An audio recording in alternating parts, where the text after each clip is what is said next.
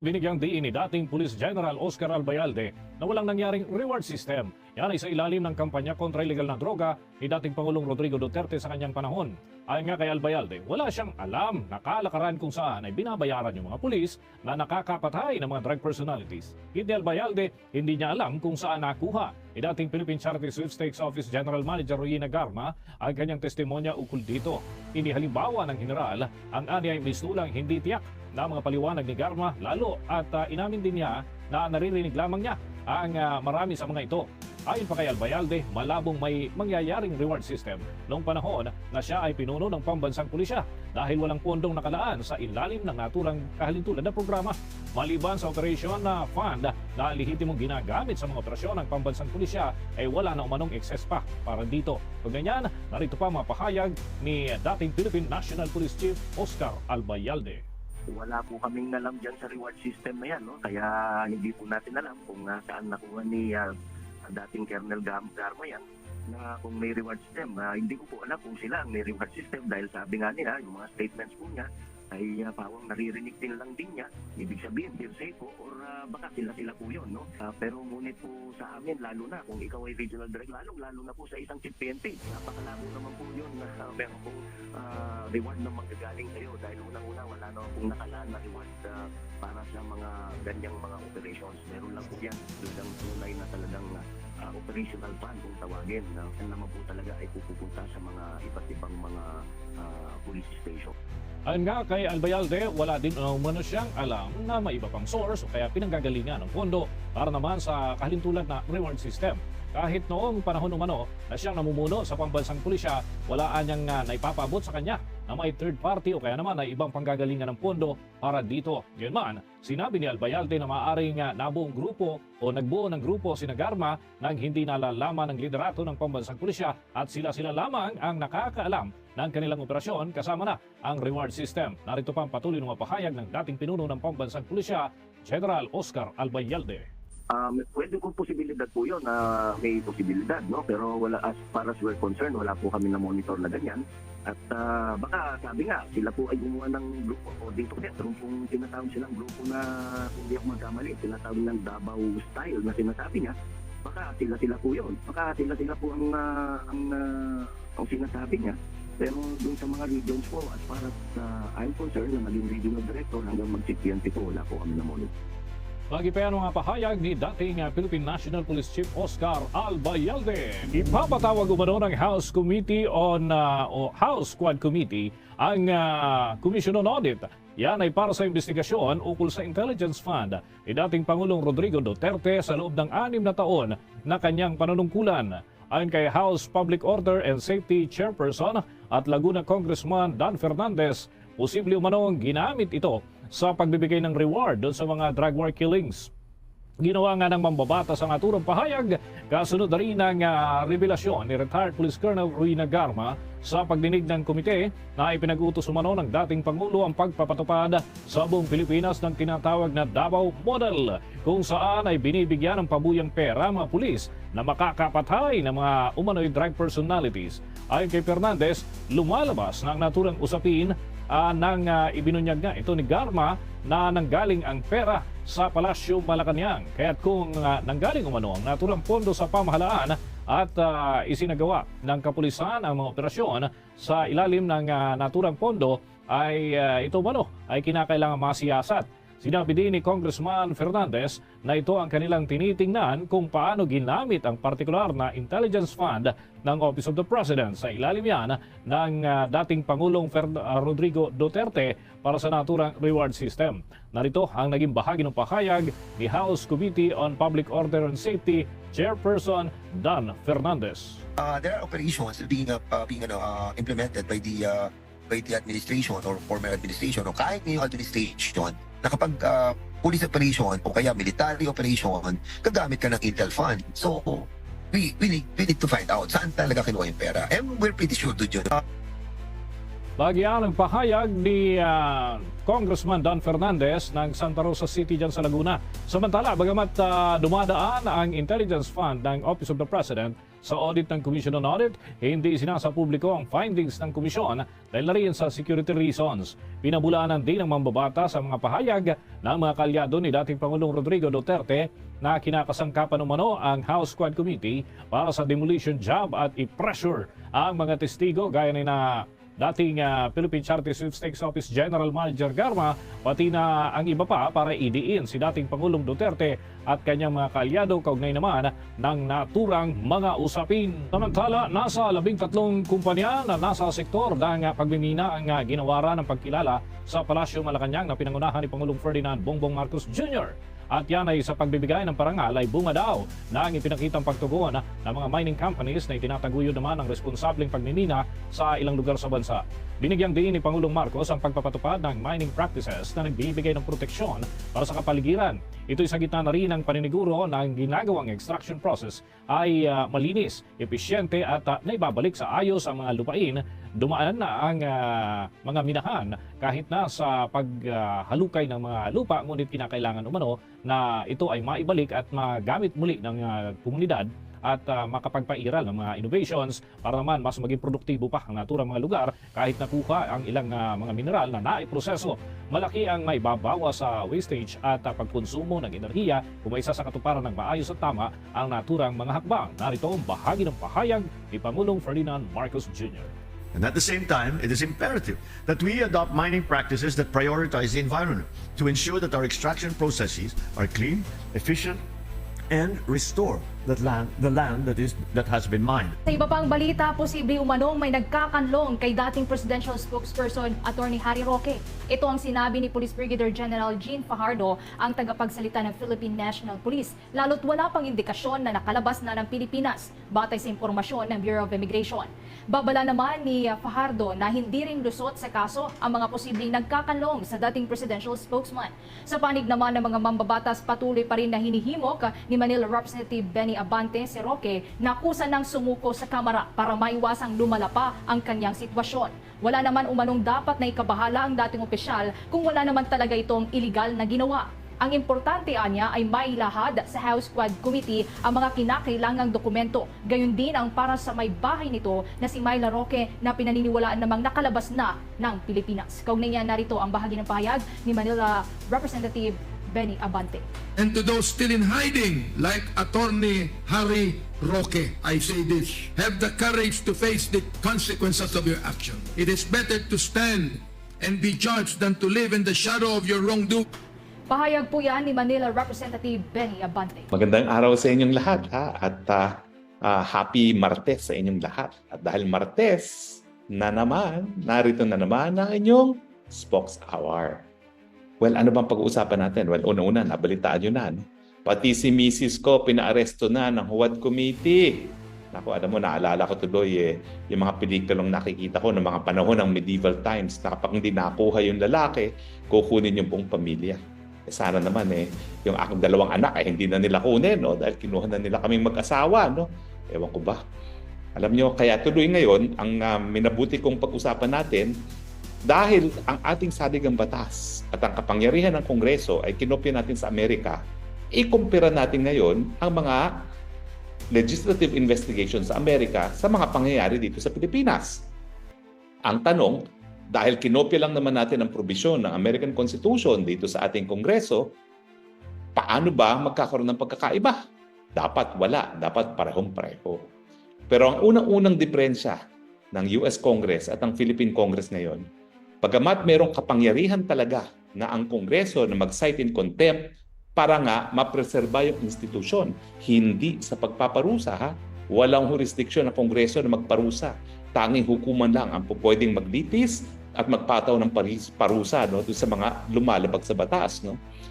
Ang dahilan kung bakit wala na ngayon nako-contempt sa US Congress, simple, walang kulungan.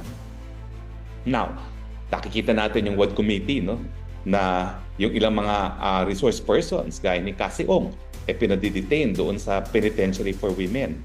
Bakit hindi ginagawa yun ng mga Amerikano? Simple. Di ba meron tayong separation of powers? Ang mga kulungan, dalawang klase yan.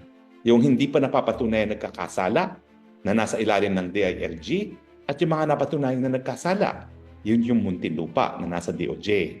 Ang pagkakaiba niyan, yung DILG, yung mga kulungan ng mga linilitis pa, yan ay para magkaroon ng jurisdiksyon ng hukuman doon sa pagkatao ng nasasakdal unless sila ay nagpiyansa.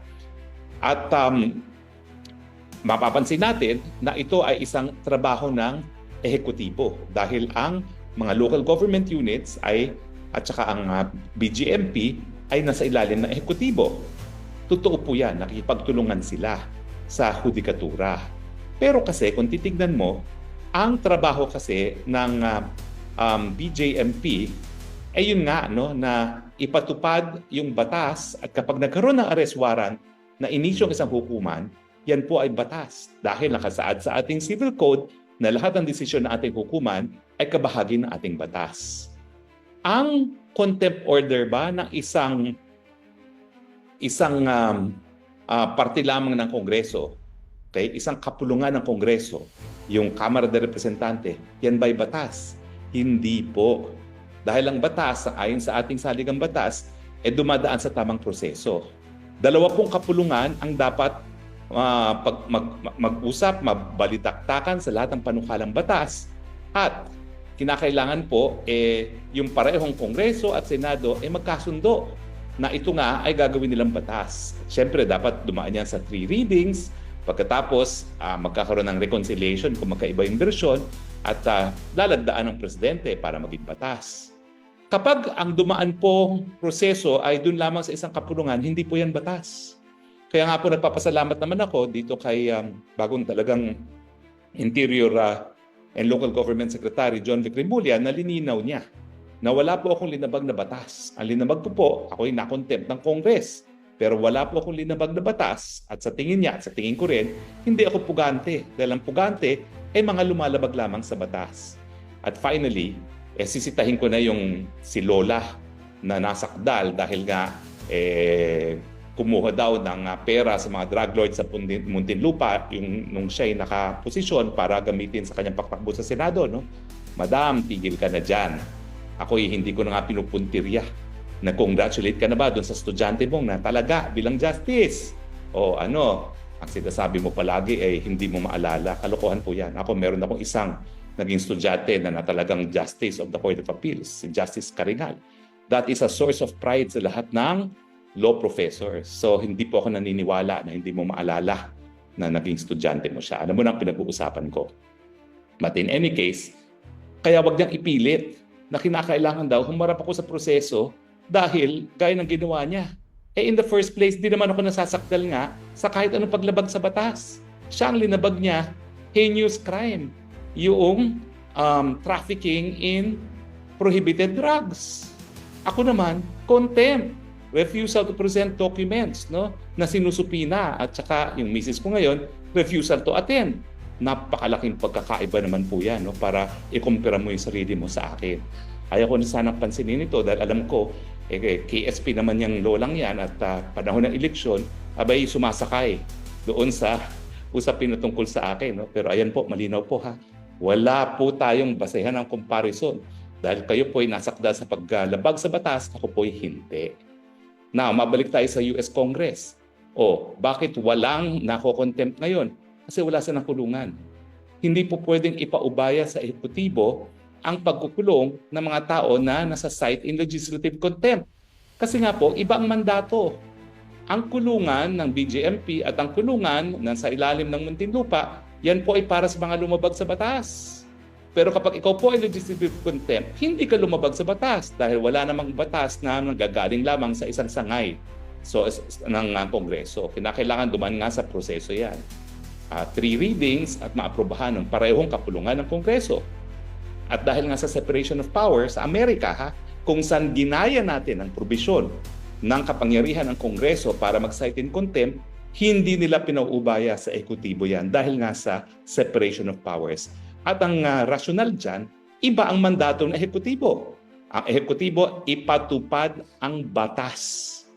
Ang lehislatibo, gumawa ng polisiya At bagamat meron silang kapangyarihan mag-cite in contempt, yan po ay para mapreserba ang institusyon, hindi sa pagpapataw ng parusa.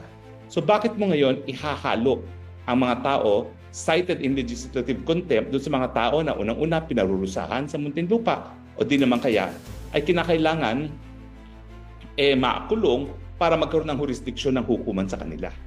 Kapag legislative contempt naman, wala namang hukuman na mag-re-review ng ebidensya para malaman nga kung yung tao na cited in legislative contempt ay merong linabag na batas.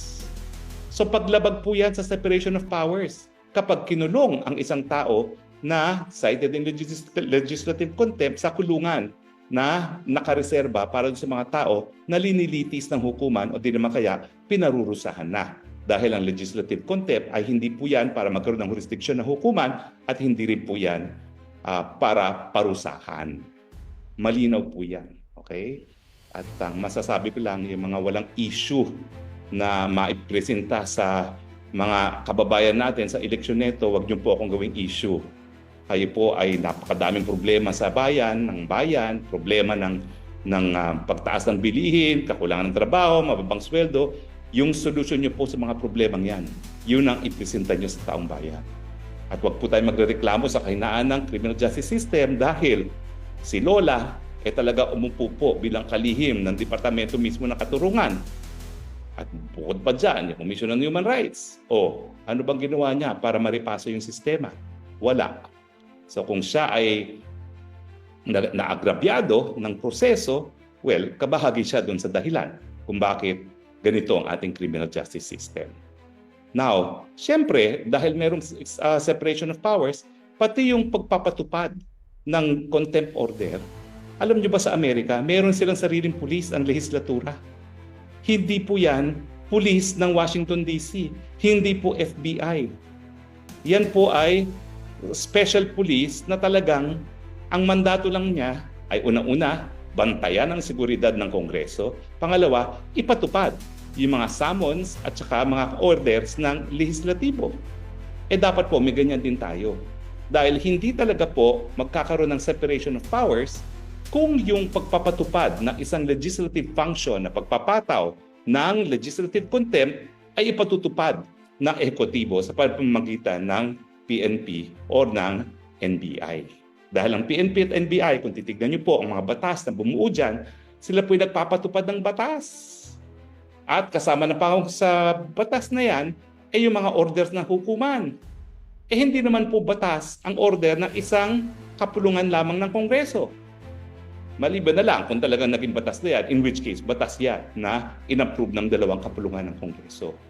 Importante po ito kasi nga po, parang yung pagpapatupad ngayon ng legislative contempt sa Pilipinas nagpapakita na yung ating mga mambabatas hindi naintindihan kung anong ibig sabihin ng separation of powers. Kaya nga, pati sa kanilang investigasyon, nalilito sila. Abay, yung isang kongresista, matapos ipagyabang yung kanilang paghahain na ang extrajudicial killings daw ay heinous crime at yung batas na completely banning pogos ay nagsabi, we are also in aid of prosecution. Mali. Yan nga po yung sinabi na ng hukuman doon sa kaso pa ng Bengzon, hindi po ang prosecution, trabaho yan ng ehekutibo. So kapag sinasabi mong in aid of prosecution, umaamin ka na ikaw ay walang jurisdiction sa iyong ginagawa. Kaya nga po pag nakikita nyo yung hearing sa extralegal killings, sa akin dapat yan ay mga ebidensya na dapat kinakalap, dinodocument at hinahain sa piskalya. Dahil ang piskalya naman ang may kapangyarihan na mag-determine kung merong probable cause o yung bagong standard ngayon, yung likelihood for a successful prosecution para maisampa ang kaso sa hukuman. At sabi ng Korte Suprema, paulit-ulit na po yan kasi hindi lang po yung Bengzon. Nandyan din po yung Neri, nandyan din po yung Lincoln Ong na nagsasabi na kapag ikaw ay nagkaroon ng in aid of prosecution, pasensya na kayo, naputol Pero yun nga po, sabi ng kaso ng Bengzon, ng Neri at ng Lincoln Ong, na kapag ikaw ay in aid of prosecution, naghihimasa ko na sa trabaho na ehekutibo ng National Prosecution Service dahil sila naman po talaga ang may kapangyarihan na gawa niyan. At kaya naman binigyan sila ng kapangyarihan na ganyan, kasi nga meron silang kakayahan. Mga abogado, mga piskal. Kinakailangan bihasa pang mga abogado sa criminal law, no? At alam na alam nila yung batas ng evidence. Ngayon ako nga po'y nagtataka nadidismaya. Sabi ng isang kongresista, ay, lumaki ang asset ni Harry Roque. Kapag di niya na-explain kung bakit lumaki ang asset ni Harry Roque, galing yan sa Pogo. Saan ka nakakita? Walang ebidensya na galing yan sa Pogo. Galing daw sa Pogo. Meron ba yun? Ang presumption na kapag lumaki yung assets, galing na yan sa Pogo? Ay nako, ewan ko ba ko. Yan po ang dahilan kaya kinakailangan limitahan ng Kongreso ang kanilang investigasyon dun sa in aid of legislation. Dahil hindi po requirement na maging abogado mga mambabatas. O doon nga po, ang Pilipino naman kasi boto ng mambabatas, gagawa ng batas doon sa mga tao na walang kaalam-alam kung paano nagiging batas ang isang batas. Pasensya na po kayo, masakit pakinggan pero totoo po yan.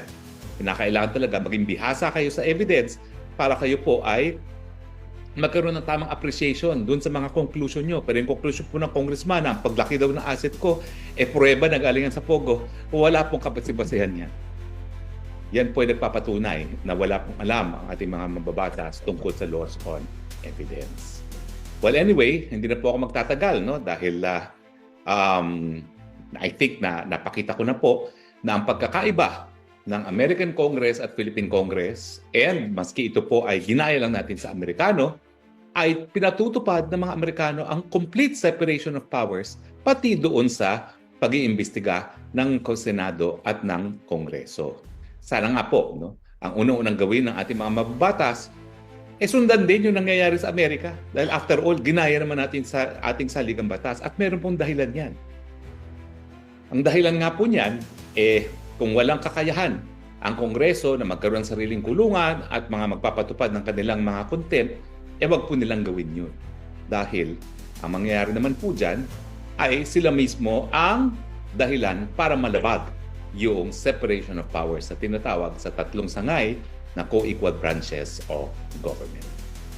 Well, sana po meron kayong napulot na karagdagang kaalaman dito, no? Pasensya na kayo. Ako'y kinailangan magsalita rin dahil ito ay may kinalaman din sa akin, no? Pero ako naman po, miski may kinalaman sa akin yan, batay naman po sa batas yung aking naging diskusyon ngayong araw na ito. So maraming salamat po sa inyong lahat, sa inyong patuloy na pagtangkulo ng Spokes Hour. Sa muli nating pagkikita, ito po inyong Spokes ng Bayan, Harry Roque, nagsasabi, I love you, Philippines. You're the only country that I have. You're the only country that I will love. Bye.